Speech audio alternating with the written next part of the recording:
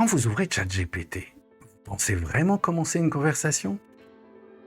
En réalité, ce n'est pas vous qui parlez à l'IA.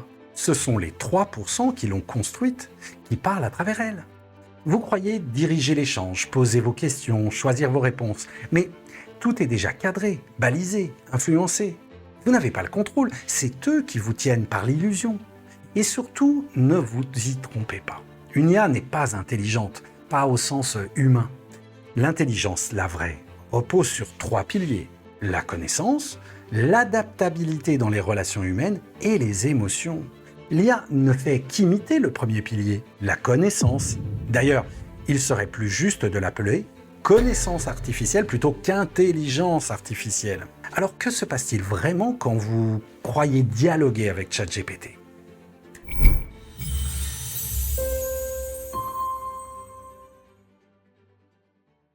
Bienvenue dans l'e-atelier numéro 3. Aujourd'hui, je vais lever le voile sur cette illusion. Et je vais vous montrer comment ne plus être manipulé par ces 3%, mais rejoindre ceux qui maîtrisent l'IA. Restez avec moi, car quand vous aurez fini de visionner cette vidéo, vous ne regarderez plus jamais l'IA de la même manière. Commençons par un rappel historique qui va tout éclairer. Au Moyen-Âge, qui dirigeait vraiment? L'Église? La noblesse? Non, les 3% qui savaient lire et écrire. Eux seuls pouvaient rédiger les lois, les traités, l'histoire elle-même. Au XXe siècle, même schéma. Qui a bâti les empires technologiques qui gouvernent notre monde numérique? Les 3% qui savaient coder. Google, Apple, Facebook, Amazon, Microsoft, le GAFAM.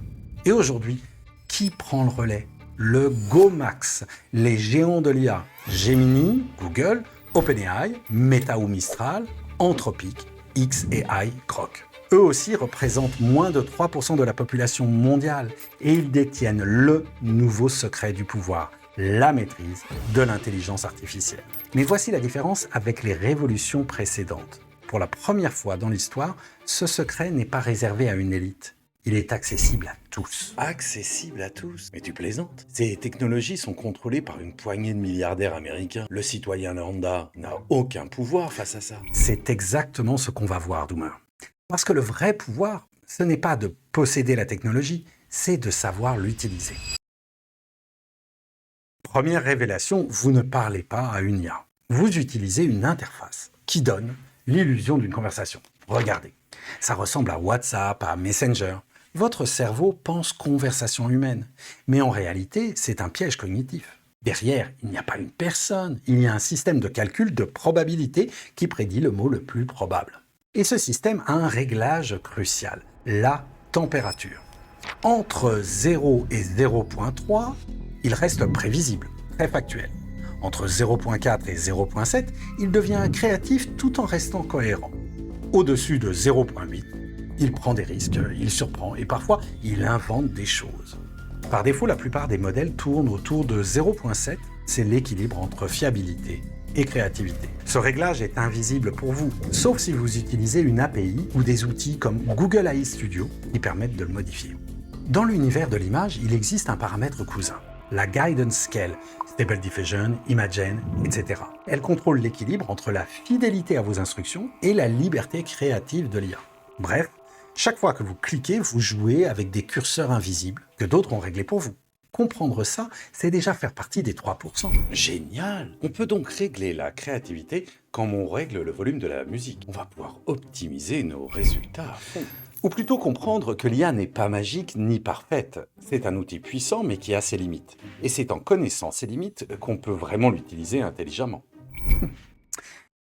Exactement. Et d'ailleurs, je ne vous ai pas encore montré une mise en pratique. Puisqu'on parle d'image, je vais vous faire une petite démo avec Midjourney, une animation toute simple que vous pourrez reproduire chez vous. Et voilà, on se retrouve directement sur Midjourney. Alors, sur Midjourney, vous pouvez travailler dans différents modes. Nous, on va travailler avec le mode Create, justement pour créer une vidéo à partir d'une image. Vous pouvez éditer, c'est-à-dire travailler à partir d'une image pour pouvoir la retravailler ou personnaliser. Vous avez différents modèles.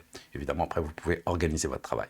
Ce que vous noterez, c'est que les vidéos peuvent avoir différents formats. Le format se conçoit à partir de l'image d'origine. Donc là, vous voyez bien un carré pour cette voiture ou ce tableau duquel sort de l'eau, c'est assez incroyable. Un format portrait ou un format paysage dans ces deux cas. Moi, je vais travailler sur mon logo et justement en mode Create.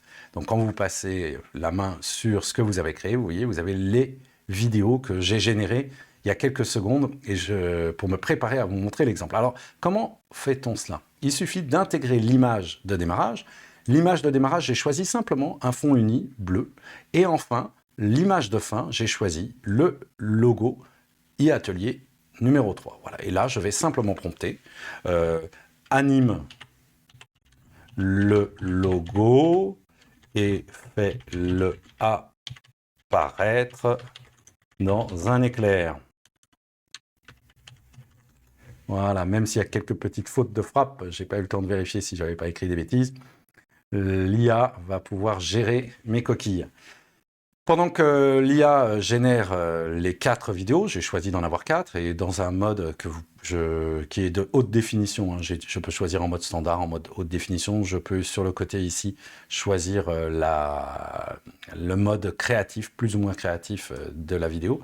Et on va découvrir, vous voyez, les résultats. Si je clique sur une vidéo que j'ai créée, et bien vous voyez, là on a carrément la vidéo dans sa globalité qui devrait apparaître. Bon, elle lag un petit peu, elle prend un petit peu de temps justement certainement parce qu'on est en train de créer une autre vidéo, mais en tout cas on peut découvrir un peu plus bas d'autres animations que j'ai créées. Vous allez me retrouver dans un prochain épisode habillé en Luke Skywalker de Star Wars.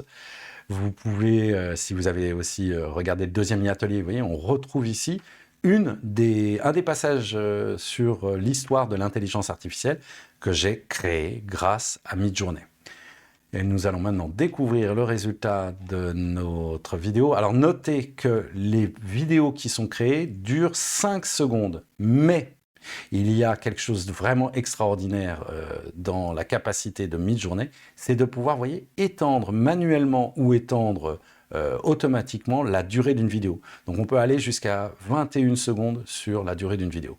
Et on va voir le résultat donc, de notre logo qui apparaît dans un éclair. Je trouve ça vraiment magnifique. J'aurais été évidemment incapable de créer ça en motion design. C'est de l'ordre vraiment des graphistes avertis pour créer ce genre d'animation. Évidemment, plus votre prompt est précis, plus le résultat est un éclair. Eh bien, on se retrouve tout de suite pour la suite de notre cours. Maintenant que vous savez ce qui se cache derrière l'illusion, voici les 5 compétences qui vont vous permettre d'entrer dans le cercle fermé des 3%.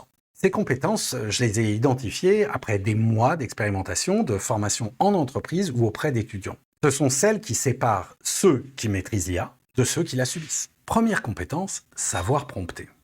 Le prompt, c'est votre façon de communiquer avec l'IA. Mais attention, ce n'est pas une conversation normale. Un bon prompt, c'est comme une bonne recette de cuisine.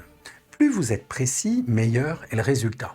Si j'écris un prompt vague, comme « écris-moi un texte sur le marketing », le résultat sera générique et sans saveur. Il faut donc écrire des prompts précis. Par exemple, « Tu es un expert en marketing digital », écris un article de 500 mots sur l'impact de l'IA dans le marketing B2B, avec 3 exemples concrets et un ton professionnel mais accessible. Public cible, dirigeant de PME, résultat précis, utile et actionnable.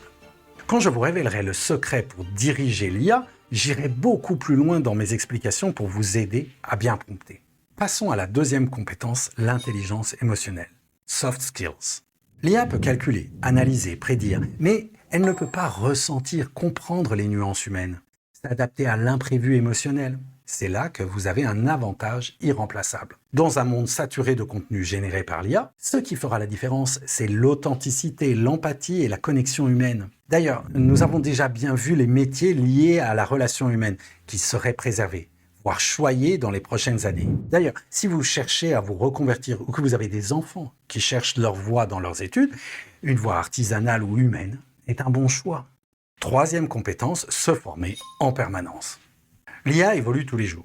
Le modèle que j'utilise aujourd'hui sera obsolète dans 6 mois. Dans ce contexte, la seule compétence qui ne se périme pas, c'est la capacité à apprendre. Tâchez de consacrer 15 minutes de veille 2 à 3 fois par semaine à l'IA. De tester 1 fois par semaine un nouvel outil, c'est le minimum pour rester dans les 3%.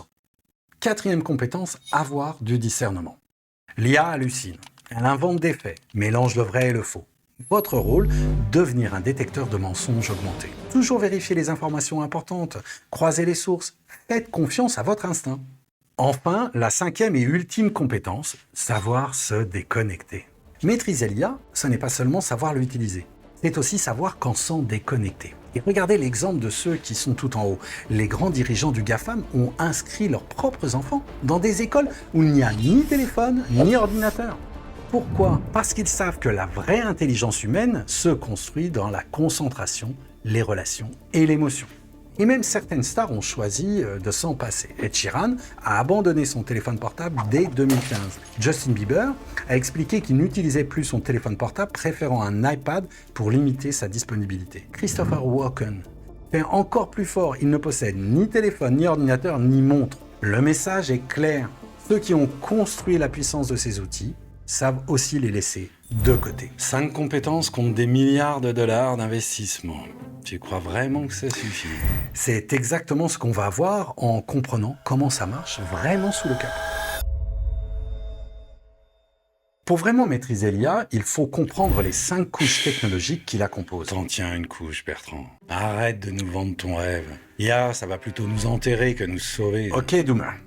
Alors, premièrement, ton intervention est hors sujet. Deuxièmement, ton pessimisme commence sérieusement à me gonfler. Mais non. Écoute Bertrand, l'IA c'est une révolution incroyable. Ça va tout améliorer. La santé, l'éducation, la vie quotidienne. Tu verras, le futur est rose. Merci, Positivo. Mais toi aussi, tu pars un peu trop dans l'utopie. Voilà le problème. Entre Doomer, le catastrophiste, et l'optimisme naïf de Positivo, on oublie l'essentiel. L'IA n'est ni magique ni diabolique. C'est un outil. Et comme tout outil, il faut d'abord comprendre comment il fonctionne pour bien s'en servir. Allez. Quand on pense que l'IA est forcément géniale, ou forcément nulle, c'est qu'on n'a encore rien compris à ces mécanismes. Et c'est pour ça que, désolé les amis, mais je continue mon explication. Donc, couche numéro 1, la Big Data, le carburant indispensable de l'IA. La Big Data, c'est l'ensemble des données massives, trop volumineuses, trop variées et générées trop rapidement pour être traitées par des outils classiques comme Excel ou des simples bases SQL. Ça peut être des bases chiffrées, des transactions, des capteurs ou des textes, des vidéos, des images, du son, des posts sur les réseaux sociaux, bref, tout ce qui est analysé. Dites-vous bien que quand vous publiez quelque chose ou que vous échangez avec vos amis, vous nourrissez la Big Data. Car sans données, pas d'IA. Deuxième couche, le machine learning. C'est là que la donnée brute devient intelligente. Plutôt que de programmer une machine ligne par ligne, on lui donne des exemples. Quelques milliers de cas validés par des humains, et elle apprend à reconnaître des schémas. Exemple. Une banque a 100 000 transactions. Les experts identifient 5 000 fraudes, 5%. La machine analyse ces cas, puis applique ce qu'elle a appris aux 95% restants pour détecter d'autres fraudes. C'est comme cela que fonctionnent les filtres anti-spam, les recommandations Netflix ou la reconnaissance d'images. Mais attention, si les exemples sont biaisés, la machine se trompe aussi. En résumé, le machine learning, c'est l'art de transformer quelques données bien choisies en un savoir exploitable à grande échelle. Troisième couche, le deep learning.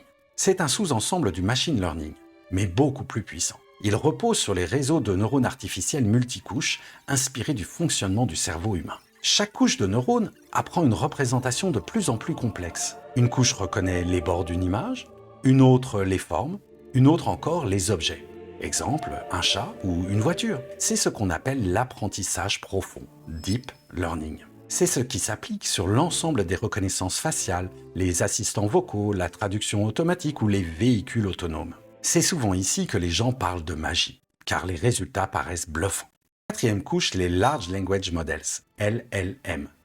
C'est là que l'on passe du visuel et du signal à la compréhension du langage humain. Les LLM sont des modèles entraînés sur des corpus massifs de textes.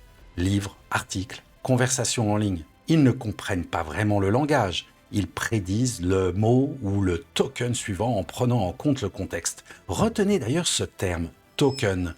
C'est l'unité de mesure de l'IA. Leur force est dans leur taille, des milliards, voire des milliers de milliards de paramètres, et dans leur capacité à générer des réponses contextuelles et cohérentes. Les exemples les plus célèbres sont ChatGPT OpenAI, Claude Anthropic, Gemini Google et Mistral Par contre, la limite des LLM, c'est qu'ils peuvent halluciner, manquer de fiabilité et reproduire les biais présents dans leurs données d'entraînement. Et nous voilà à la dernière couche, la couche 5, la fameuse IA générative. C'est l'aboutissement. La machine ne se contente plus d'analyser, elle crée. Elle s'appuie sur les LLM pour les textes et sur d'autres architectures, GAN, diffusion transformeur multimodaux, pour générer de nouveaux contenus. Ici, la frontière entre le vrai et le faux devient floue, car l'IA est capable de produire du contenu indistinguable de l'humain. Ainsi, comprendre ces 5 couches, c'est comprendre que l'IA n'est pas magique. C'est de l'ingénierie, complexe, mais compréhensible. Parfait.